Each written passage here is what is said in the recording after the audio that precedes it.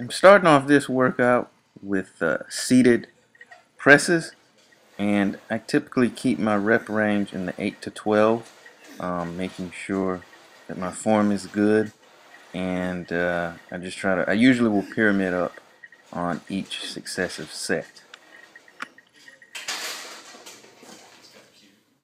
Now moving, the next part of the workout here is lateral raises, and I try to keep everything with these as controlled as possible, even though you can kind of see there's a little bit of leg swing action going on in here.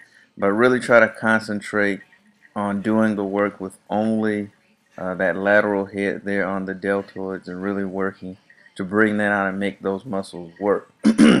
Usually I will giant or superset some of the other heads, and today I'm doing that. Well, in this particular workout, I'm supersetting those with bent over lateral raises to hit the rear delts, which I think, in my opinion, are lagging part of the shoulder for me. And just like with the presses, I try to keep my rep range in the 8 to 12 area. I'll superset these about 2 to 3 sets, because I don't feel that shoulders need to have a lot of sets done. So again, about 2 to 3 sets of this superset and 8 to 12 reps.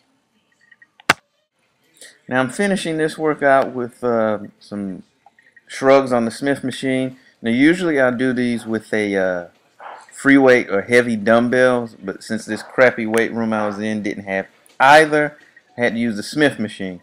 And I keep my rep range again in that 8 to 12 range, and I do about 3 sets, and that'll usually cap off my shoulder workout. So appreciate you watching my workout, and I'll catch everyone later.